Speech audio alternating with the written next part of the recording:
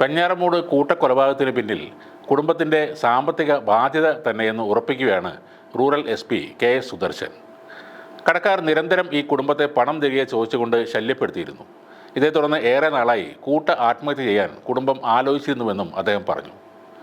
14 പേരിൽ നിന്നായി അഫാന് 65 ലക്ഷം രൂപ കടം വാങ്ങിയിട്ടുണ്ട്. സാമ്പത്തിക ബാധ്യത അല്ലാതെ മറ്റെന്തെങ്കിലും കാരണമുണ്ടോ എന്നും അന്വേഷിക്കുമെന്ന് അദ്ദേഹം പറയുന്നു. പ്രതിയായ അഫാൻ്റേത് വളരെ വിചിത്രമായ പെരുമാറ്റമാണെന്നും റൂറൽ SP പറഞ്ഞു. അഫാനെ മാനസിക വിദഗ്ധരുടെ സാന്നിധ്യത്തിൽ ഇനിയും ചോദ്യം ചെയ്യും. മാനസിക നിലയും വീണ്ടും പരിശോധിക്കും.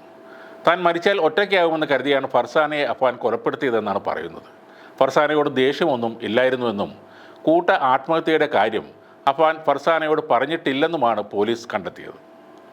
ഇന്ന് രാവിലെയാണ് അഫാൻ്റെ പിതാവ് റഹീം തിരുവനന്തപുരം വിമാനത്താവളത്തിലെത്തിയത്. ശേഷം ബന്ധുക്കൾക്കൊപ്പം ചികിത്സയിൽ കഴിയുന്ന ഭാര്യ ഷമീനയെ റഹീം കണ്ടിരുന്നു. കട്ടിലിൽ നിന്ന് വീണതാണെന്നാണ് ഷമീന റഹീമിനോട് പറഞ്ഞതെന്ന് റഹീമിൻ്റെ ബന്ധു മാധ്യമങ്ങളോട് വെളിപ്പെടുത്തി.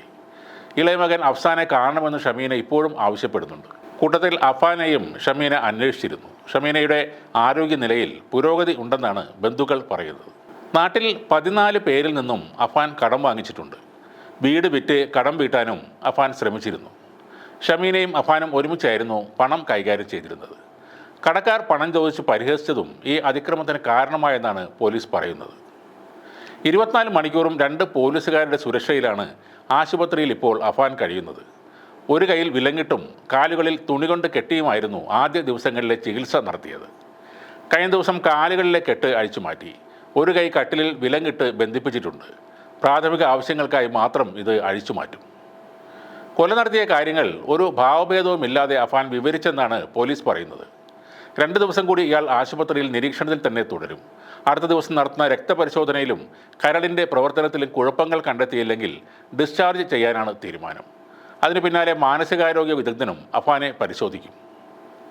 കഴിഞ്ഞ ദിവസം അറസ്റ്റ് രേഖപ്പെടുത്തി അഫാനെ മജിസ്ട്രേറ്റിൻ്റെ മുന്നിൽ ഹാജരാക്കിയിരുന്നു. എന്തെങ്കിലും ആരോഗ്യ പ്രശ്നങ്ങൾ ഉണ്ടോ എന്ന മജിസ്ട്രേറ്റിൻ്റെ ചോദ്യത്തിന് ഇല്ല എന്ന് തന്നെയാണ് അഫാൻ മറുപടി നൽകിയത്.